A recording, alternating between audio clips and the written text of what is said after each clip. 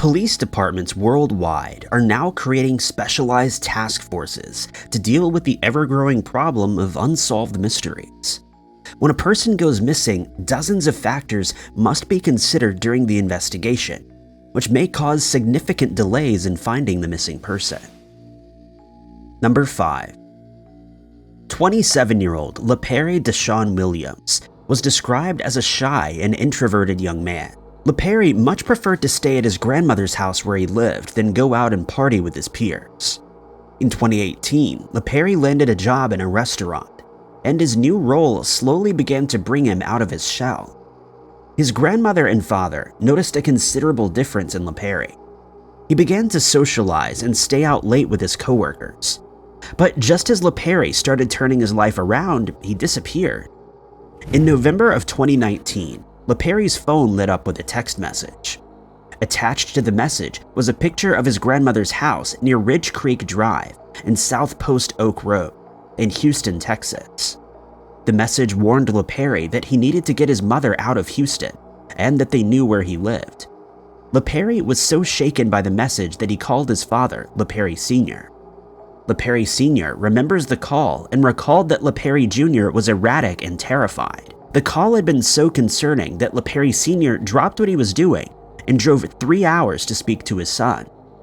LaPerry Jr. was terrified and wondered if someone was out to get him. LaPerry Sr. pushed his son for more answers, begging to know who sent him the message, but his son never gave him a name. LaPerry Sr. told his son that he needed to leave his grandmother's house for the sake of her safety, and this made LaPerry Jr. very angry. After refusing to tell his father who could be mad at him or who was after him, LaPerry Jr. walked out of his grandmother's home never to be seen again. The father and son exchanged a few texts after LaPerry stormed out, but all communication had ceased by that evening. LaPerry Sr. tried to contact his son over the following weeks, but received no answer. In March of 2020, LaPerry Jr. was reported missing to the Houston Police Department. 2 years later, in May of 2022, LaPerry's grandmother received a letter addressed to her grandson, postmarked Tampa, Florida. The letter was chasing up an unpaid rent payment from an apartment complex in Tampa. When investigators arrived at the apartment, they found it had been taken over by squatters, with no information on LaPerry's whereabouts. LaPerry remains missing to this day, and his family has no idea who could have been out to get him. Anyone with information is asked to contact Detective Darren Buse of the Houston Police Department at 832-394-1872, quoting case number 551-37520. Number 4.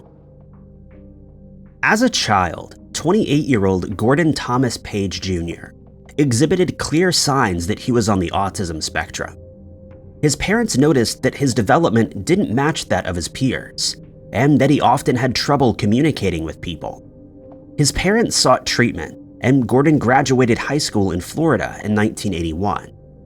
Shortly after graduating, Gordon got a job at a local restaurant, but his employment didn't last. His employers later told his parents that Gordon's lack of effective communication skills made it almost impossible for him to wait on tables. Linda and Gordon Sr., Gordon Jr.'s parents, supported Gordon and did everything they could to help him thrive. By 1989, they noticed that his behavior had changed drastically. Worried for their son, they contacted social services, and an assessment was conducted. Linda and Gordon Sr. were shocked to learn that their son had schizophrenia. The social worker recommended that Gordon Jr. be placed in a group home. At the time, Linda and Gordon Sr. believed that this was the best course of action for their son. At the group home, Gordon would have all of his needs met and get the intensive treatment he required.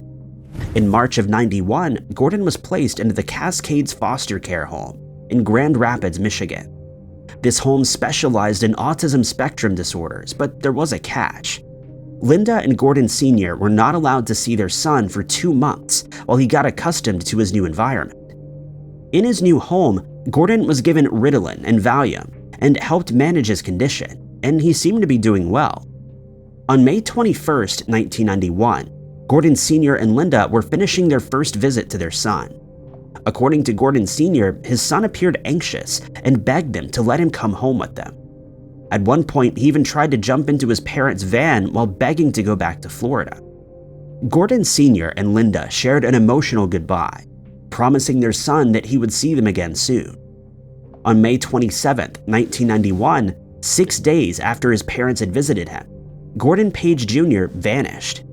At around midnight, an employee at the Cascade Foster Care Home was performing their routine checks when they found Gordon's room empty. He had escaped via an open window and had taken off running. Gordon's disappearance was immediately reported to the Kent County Sheriff's Office, and his parents were informed. As Gordon was classified as a vulnerable adult, the Kent County Sheriff's Office immediately responded to the call. Witnesses came forward claiming to see a man matching Gordon's description hitchhiking along Interstate 96. An intensive search followed, but the only clues found were Gordon's beloved baseball cards on exit ramps that led to Detroit and Chicago. The cards were found 6 weeks after Gordon disappeared, and 3 of them had been separated from the rest. Gordon Page Jr. remains missing, and his family is holding out hope that he is still alive.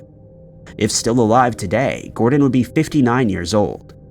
Anyone with information is asked to contact the Kent County Sheriff's Office at 616-632-6246, quoting case number 1610391. Number 3. In late 2007 or early 2008, 19-year-old Kyla Porter moved back from Georgia to be with her family in Holiday, Florida. Kyla's fiancé had recently been arrested, and she felt that she needed to be back with her family while she got on her feet again. Kyla began living with her older sister, Lynn Porter, and regularly helped to look after her nieces and nephews. Kyla was sometimes known to be gone for a few days, but she always kept in contact with her family. In February of 2008, the lives of the Porters were turned upside down when Kyla mysteriously vanished without a trace. At around 10:30 p.m. on February 15, 2008, Kyla called her older sister Lynn and told her that she was at a party and would be home in around an hour. Local rumors suggest that the party in question was being held in Moon Lake, around 15 miles from Holiday, although this has never been confirmed. Kyla told her sister that she would see her soon before disconnecting the call. When morning came on February 16, 2008, and there was no sign of Kyla, Lynn began to panic. She frantically began calling her sister, but there was no response. This was incredibly out of character for Kyla. Days slowly turned into weeks, and when there was still no sign of Kyla, her family knew something was very wrong. Kyla's disappearance was reported to the Pasco County Sheriff's Office. At first, the police were disinterested in Kyla's case, given her history. The sheriff's office assured Kyla's mother, Teresa, she would be home soon. When weeks turned into months, Teresa and Len continued to push the sheriff's office for a proper investigation. Teresa began ringing Kyla's friends to see if they had any information, and she was met with resistance. She told CNN that Kyla's friends were agitated that she was calling, and told her that they'd not seen her for weeks. Many even hung up on Teresa, refusing to talk about Kyla. Due to the time that has elapsed between Kyla's disappearance and her report being taken seriously, the Pasco County Sheriff's Office has likely lost significant evidence. Multiple searches and interviews have been conducted, but so far, there's no sign of Kyla. Her family states that Kyla did not leave of her own accord, as she left her clothes, handbag, and ID behind. Anyone with information is asked to contact Detective Mark Celeste of the Pasco County Sheriff's Office at 727-847-5878, quoting case number 0813138. Number 2. 28-year-old John Cheek had already accomplished so much in his short career. He'd been made the CFO of a real estate company in Memphis, Tennessee, and was on his way to become a millionaire. In December of 1993, the company was close to closing on a multi-million-dollar deal, and John was under immense pressure. The deal was crucial to the company, and John worked 18-hour days to prepare the deal. Those around John noted his hard work and believed he had a bright future within the company. In late November of 1993, John went on a 3-day business trip to Milwaukee, Portland, and Denver to iron out the deal's details. Unfortunately, John's business trip was cut short when the SEC intervened and wanted to take a look at the deal. John took a late-night flight back to Memphis, Tennessee on December 2, 1993. That evening, he met up with colleagues at the Cooker restaurant, and a night of dining and drinking followed. At around 11 p.m., his colleagues dropped him off at the Crescent Center on Poplar and Ridgeway Street, across the road from the restaurant. John's colleagues claim he was intoxicated, and the group took him to his gray 1987 Acura Legend. The next morning, John failed to attend work and check in with his family. Later that morning, John's parents reported him missing to the Memphis Police Department. The Memphis police arrived at John's Heather Street apartment and were greeted with a bizarre sight. The towels that had once sat on his bed were gone, and the garage door had been left open. John was due to receive over $2 million in stocks and a wage of $110,000, so why did he disappear? Many believe that the pressure of his job had gotten to him, leading to a mental breakdown.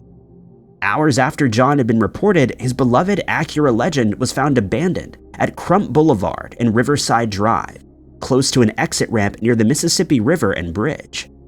Investigators found no sign of a struggle and no sign of John. One theory is that the stress caused him to lose his memory, and he may now be hospitalized or living a new life with no awareness of his previous identity. Shortly before he disappeared, he told his colleagues that he had not slept for 3 days. 2023 marks the 30th anniversary of John's disappearance. If still alive today, he would be 57. Anyone with information is asked to contact Lieutenant Cindy Capps of the Memphis Police Department at 901-636-3700, quoting case number H312-00800. Number 1. On June 16, 2011, the Northampton County First Responders received a call about a home in the 1900 block of W.J. Duke Service Road in Rich Square, North Carolina, that was engulfed in flames.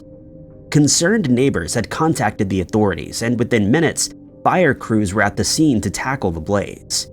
The fire had ruined the home, but there was just one issue. There was no sign of the home's owner, 59-year-old Daniel McCoy Moses. What investigators would discover would send them down a mysterious rabbit hole.